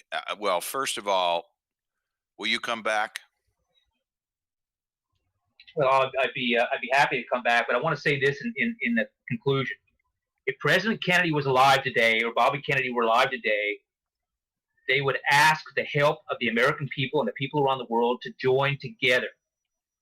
If you want to honor them, that we're here because they made sacrifices and they made choices to keep us out of war, then honor them by putting your petty differences aside and join together and having open discussions about the problems that we have that are facing our humanity and morality, and let's make these as a joint decision for the betterment of all of us. Not let these bureaucrats, these non-elected officials, or these elected officials that have been bought and paid for, run our lives and choose all this for us. If you honor these individuals, Martin Luther King too, as well. If you want to honor their legacy, if you want to honor their sacrifice, join together. We're all in this line together. We are all in that 9/11 tower together, which is about to implode and come down. We're all in the same boat now. Let's fix this. We have the power to do that. Let people live and let live. Don't be fooled by the lies and the agendas of these elite.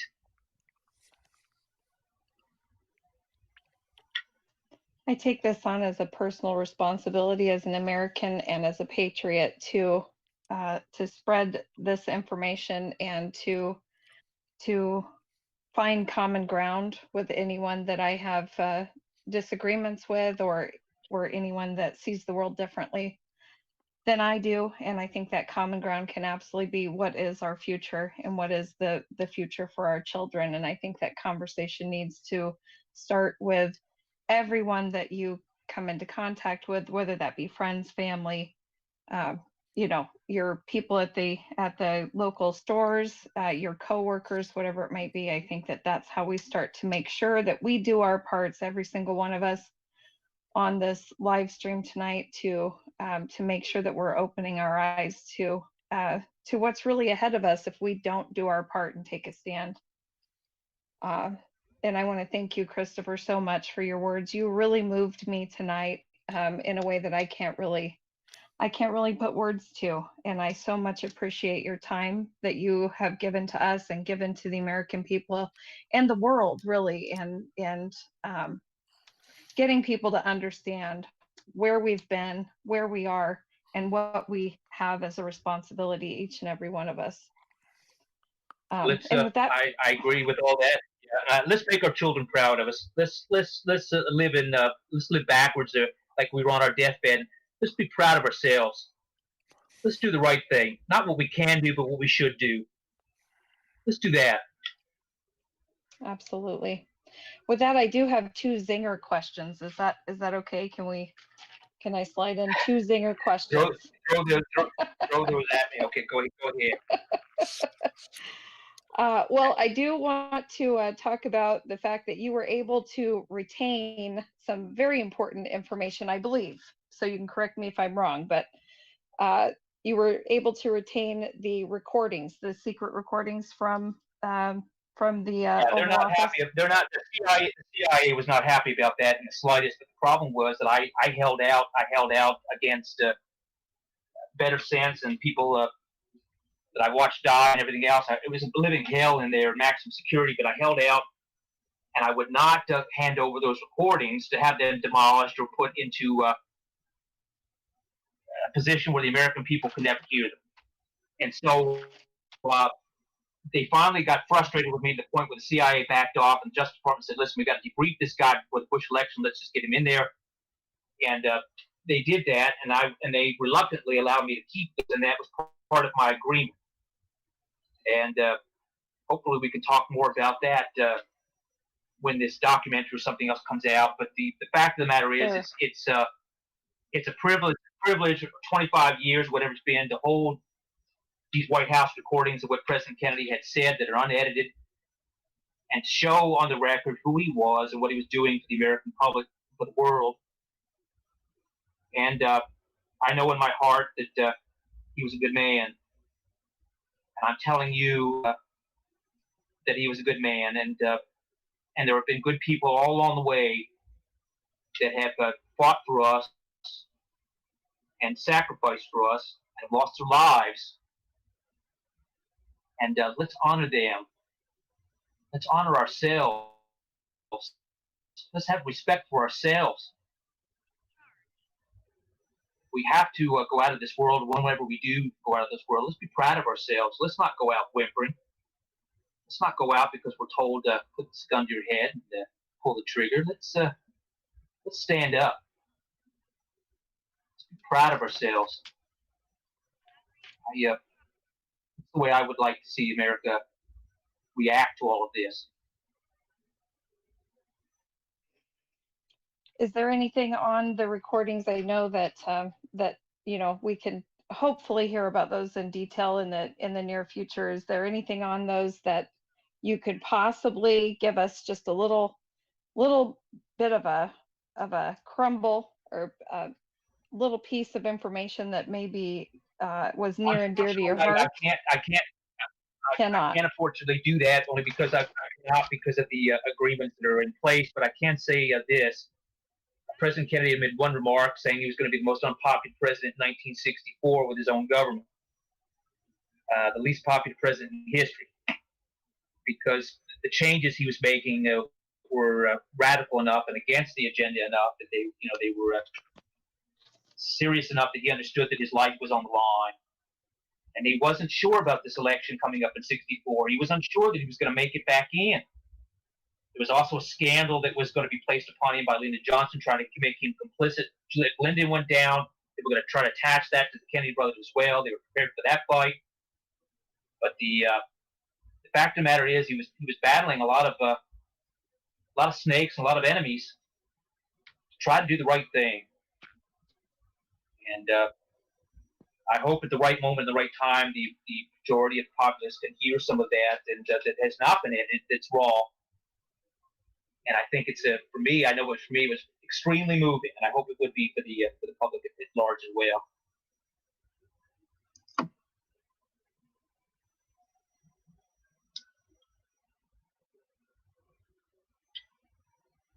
Okay, I think we lost Lady Justice. Okay, Christopher, I do thank you for your time, for your information, for your patriotism, for the sacrifices that you've made to get this information out to us, because I think it's very, very important. And I just want to thank you for everything that you've done up to this point. And I know you're still fighting. I know you're still in the battle. And so you're to be commended for your courage, because what you've been through is just amazing. And you're still here standing tall and leading the charge. And I just appreciate that. And I hope everyone that reads your book and has heard this interview appreciates that as well. Well, we're all in the battle now, Paladin. So thank you for having me on, and I appreciate what you guys are doing every day. On the front line really is now to, like yourself, getting this information, whatever information you can from any source, to the public, and letting them make their own choices as free and independent people. And that's what we want. So thank you for that. And also, I want to express my appreciation to Michelle, because I know she's there supporting you, and she's assisting in every way she can. And I want to recognize her for her efforts, because I know you appreciate them, and we do too. She's a remarkable human being, and I'm damn lucky to have her. Well, she obviously takes the weight of this. She takes the weight of this on by by having me involved in this loop and having children with me and everything else. So it's been a hell of a thing for her to have to deal with. But she's a strong woman, and I'm very grateful for that. Okay, so we will see you again soon. I hope to have you back for part 2. so we can talk more about everything. We can talk more about your book at that point in time. I think more and more people that have been watching this and listening and following us will have gotten your book and they will have read it. And maybe we can open it up for some questions from the audience at some time in the future. Would you be willing to do that? I would. I welcome that to have any kind of a conversation, a topic discussed. I welcome that idea. Yes. Okay, good. Very good. Okay, so this will Paladin, I'm yes. sorry, I don't mean to interrupt. I would just like to give a special thank you to someone in the chat, Anna Long. If it weren't for Anna, we wouldn't have had this interview today. Anna was the person who sent me your book, Christopher, and it was one of the best gifts I've ever received. So thank you, Anna. She's a huge fan, Christopher. So you have a lot of fans in our chat tonight.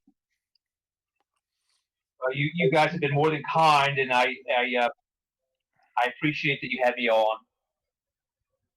Thank you so much. Yeah, thank you very much, Christopher. And so we will end it here at the 2 hour mark. Again, Christopher, we appreciate your time. All the information you've shared with us tonight, you've gone above and beyond. And I think the message has been delivered.